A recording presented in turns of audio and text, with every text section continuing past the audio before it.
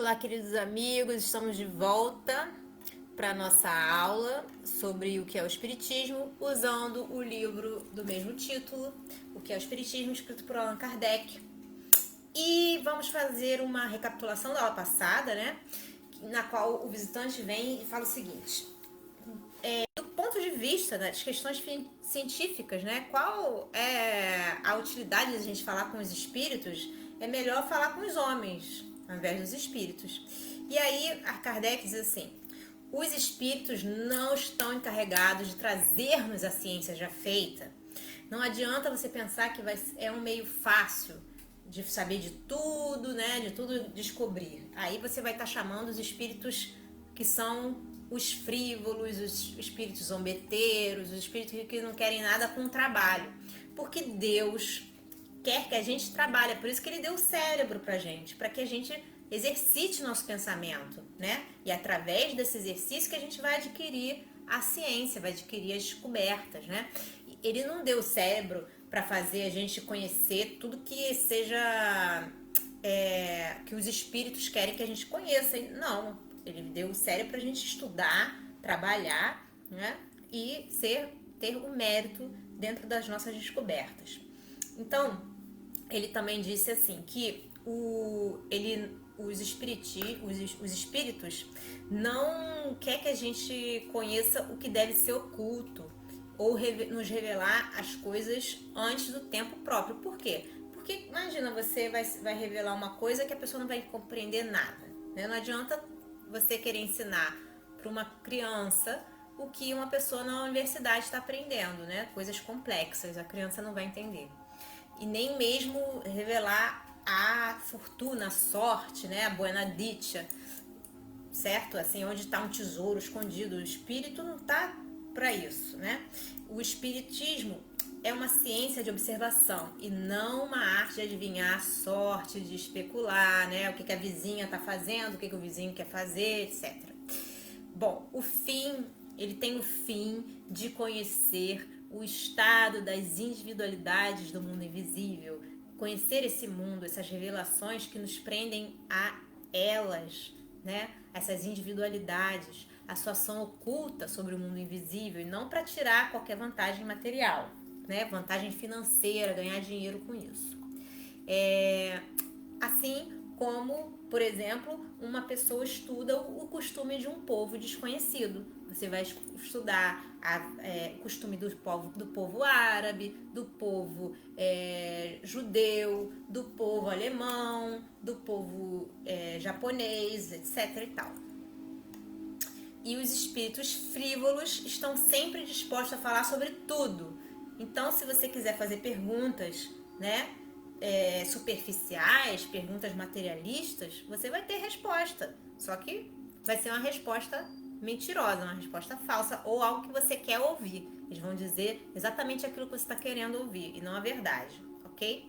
E como é que a gente diferencia um espírito que está falando a verdade da mentira? Através da experiência, né? Da maturidade, do pensamento. Assim como a gente consegue diferenciar uma pessoa que está aqui viva, encarnada, falando verdades ou mentiras pra gente, tá bem?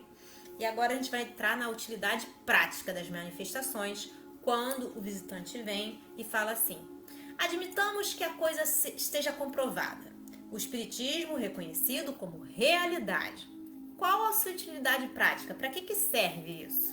Né? Ele quer saber, para que serve? Não se tendo sentido a sua falta até o presente, parece-me que se podia continuar a dispensá-lo e viver sem ele, muito tranquilamente, não é? Quer dizer que já que a gente não sente falta do espiritismo, para que a gente quer saber disso? Para que a gente quer usar isso, né? É a mesma coisa que a gente pergunta assim: pra que a gente vai querer usar a televisão se na época das cavernas não tinha televisão? Pra que a gente quer usar o carro se na época das cavernas não precisava usar o carro? Pra que a gente quer usar o ar-condicionado, ventilador, usar o celular, né? Todas as invenções que foram criadas até hoje, se lá na época das cavernas não sentia-se a falta de nenhuma desses aparelhos? É a mesma coisa. E aí Kardec diz assim: podemos dizer o mesmo das vias férreas, né, do vapor, sem os quais também se vivia muito bem. Se a utilidade prática para vós é dar meios de passar boa vida, fazer fortuna, conhecer o futuro, descobrir minas de carvão ou tesouros ocultos, arrecadar heranças, libertar-se do trabalho de estudar, o espiritismo não na tem. Então o espiritismo não vem para isso, tá? Ele não pode produzir altas e baixas na bolsa de valores, nem transformar-se em ações de bancos, nem mesmo fornecer inventos já prontos e no estado de serem explorados. Sob tal ponto de vista, quantas ciências deixariam de ser úteis?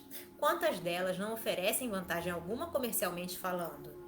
Os homens passavam igualmente bem antes da descoberta dos novos planetas, antes que se soubesse ser a Terra e não o Sol que se move, antes que se conhecesse o mundo microscópico e outras tantas coisas. Um camponês, para viver e fazer brotar seu trigo, não precisa saber o que seja um planeta. Para que, pois, se entregam os sábios a esses estudos? Há alguém que ouse dizer que eles perdem o tempo? Bom, tudo que serve para erguer uma ponta do véu que nos envolve ajuda o desenvolvimento da inteligência, alarga o círculo das ideias, fazendo-nos melhor compreender as leis da natureza. Ora, o mundo dos espíritos existe em virtude de uma dessas leis naturais, e o espiritismo nos faz conhecê-lo. Ele nos mostra a influência que o mundo invisível exerce sobre o visível. Olha só, isso aqui é uma coisa muito importante. O espiritismo nos mostra a influência que o mundo invisível exerce sobre o visível e as relações existentes entre eles. Por exemplo, como a astronomia nos ensina as relações que ligam os astros à Terra. O espiritismo nos faz ver como uma das forças que regem o universo e contribuem para a manutenção da harmonia geral. Supondo que a isso se limitasse a sua utilidade, né? Vamos supor que ele só é útil para fazer, né? Ver como uma das forças, né? Que regem o universo e contribuem para a manutenção da harmonia. Se fosse somente essa a utilidade, já não seria de grande importância a revelação de uma tal potência, abstraindo-se mesmo de toda a sua doutrina moral? Não é já uma coisa importante? De nada valerá um mundo inteiro novo que se nos revela quando o conhecimento dele nos conduz à solução de tão grande número de problemas até então insolúveis. Quando ele nos inicia nos mistérios do além-túmulo, que nos devem ingressar de algum modo, visto que todos nós, tarde ou cedo, temos de transpor esse marco fatal. Quer dizer, a gente tem que ir, né? A gente vai para o túmulo, todo mundo vai morrer, todo mundo sabe que o corpo acaba. O espiritismo vem para mostrar que não é verdade, que apesar do corpo não existir, a gente continua existindo. Isso já não é uma coisa maravilhosa?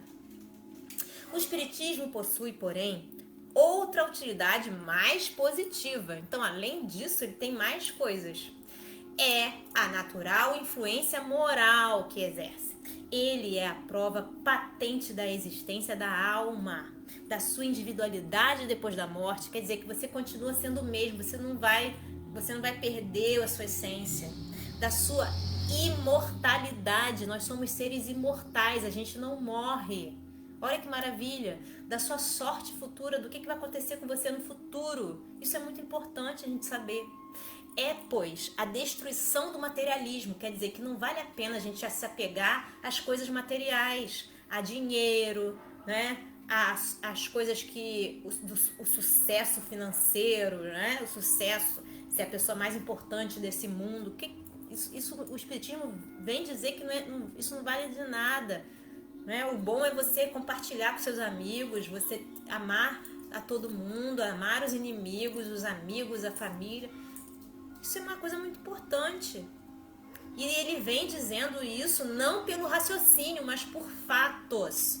Então, não convém pedir-lhe senão o que ele pode dar e nunca o que está fora dos limites do seu fim providencial. Antes dos progressos sérios da astronomia, acreditava-se na astrologia, Será razoável dizer-se que a astronomia para nada serve? Porque já não se pode encontrar na influência dos astros o prognóstico do destino? Quer dizer, só porque você não pode adivinhar o futuro na astronomia, não vale nada essa ciência. Isso é uma coisa irracional de se falar, né? Assim como a astronomia destronou os astrólogos, o espiritismo veio destronar os adivinhos, os feiticeiros e os que liam a buena dicha, que é a sorte, os que liam o seu futuro, né? Que é tudo mentira. Ele é para a magia o que a astronomia é para a astrologia, o que a química é para a alquimia. Quer dizer que o espiritismo é uma ciência, ok? Bom, a gente fica por aqui. Na próxima aula a gente vai falar sobre loucura, suicídio e obsessão. Espero que vocês estejam gostando. Um grande beijo a todos. Até a próxima. Tchau, tchau.